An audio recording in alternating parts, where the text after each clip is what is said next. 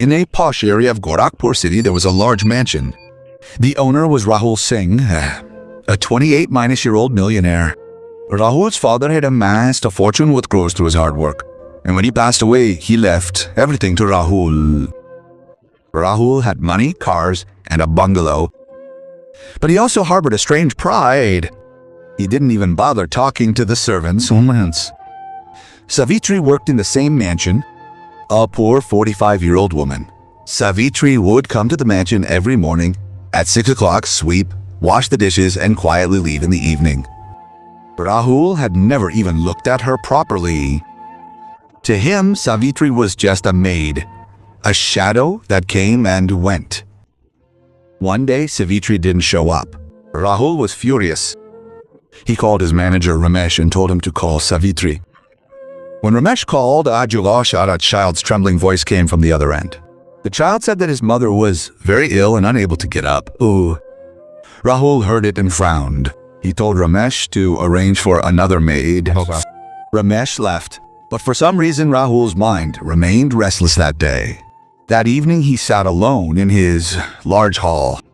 A 65-inch TV was on in front of him, but his mind was elsewhere. The child's trembling voice echoed repeatedly in his mind. That night Rahul called Ramesh and asked where Savitri lived. Ramesh was surprised.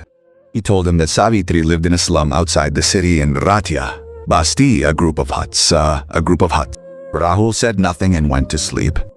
The next morning, Rahul woke early.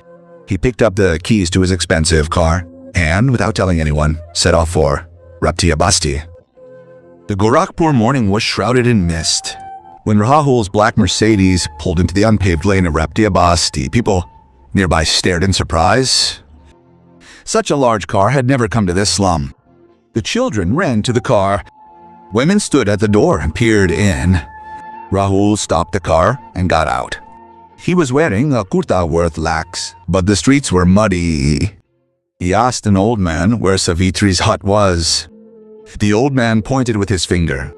In the far corner of the settlement was a dilapidated hut. The roof was covered with tin sheets, rusted in places. The walls were made of mud, and an old sack hung in place of a door.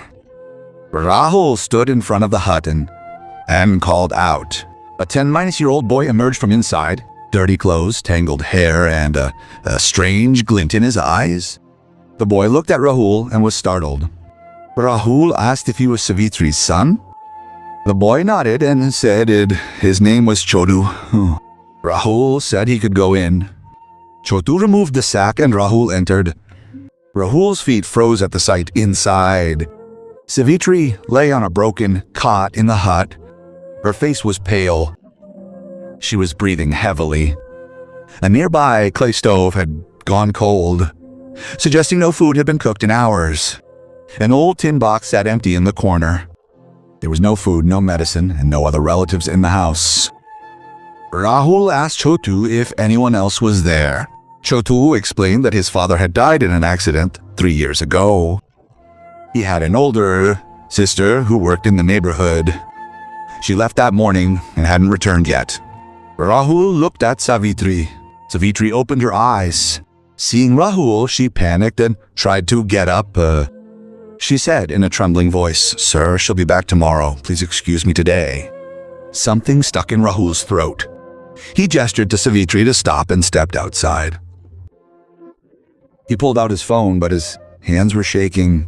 Rahul took out his phone and first called his doctor friend, Vikas. Rahul told him to come to Ratia Basti right away. He told him to come to the hospital. He had a patient there. There shouldn't be any delay. Vikas asked what happened, so Rahul simply said, "Just come. I'll explain everything there." Then Rahul called Ramesh and told him to get food, medicine, and some other essentials from a nearby shop and immediately reach Ratia Basti. Surprised, Ramesh asked, "Sir, what are you doing there?" Rahul replied, "Just work. Don't ask questions." Rahul went back inside the hut. Chotu was sitting in a corner looking at his mother. There were tears in his eyes, but he wasn't crying. It was as if he'd stopped crying. Rahul sat next to Chotu and asked if he had eaten anything since yesterday. Chotu looked down and remained silent. That silence was Rahul's answer. Rahul got up and went outside. There was a small shop in the hamlet.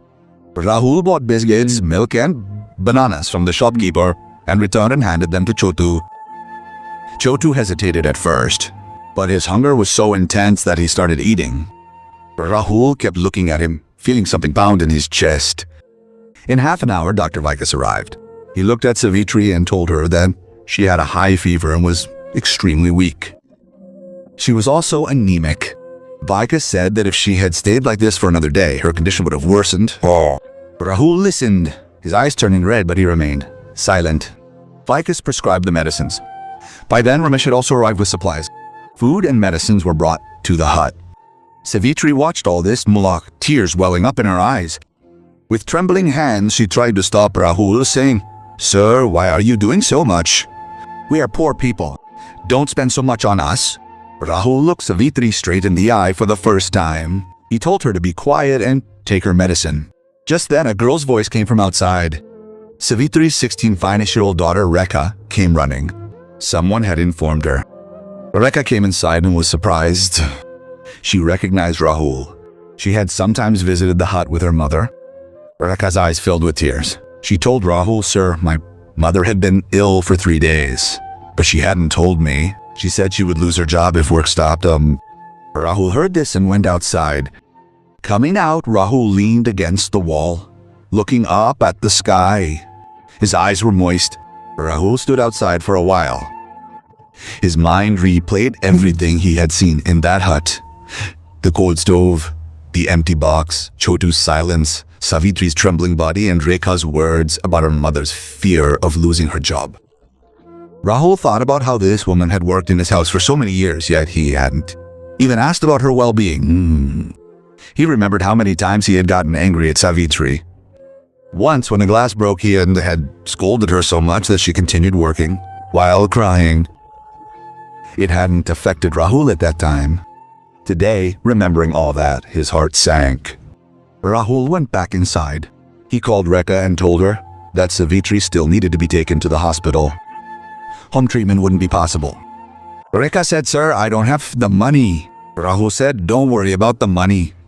Rahul laid Savitri in his Mercedes and took her to the best private hospital in Gorakhpur. The doctors admitted her. Rahul went to the counter and deposited 100 euros and assured her that whatever she needed, there would be no shortage. Chotu and Rekha were sitting outside the hospital. Both were silent. Rahul came and sat down on the floor with them.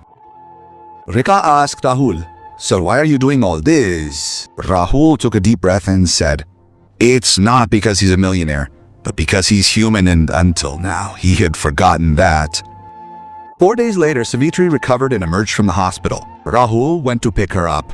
When Savitri emerged, she saw Rahul and folded her hands. Rahul grabbed her hands and told her not to do this. Rahul told Savitri that her hut would now be replaced by a permanent room. Chotu would be admitted to a good school. He would cover Rekha's education, and Savitri's salary would now triple. Tears welled in Savitri's eyes.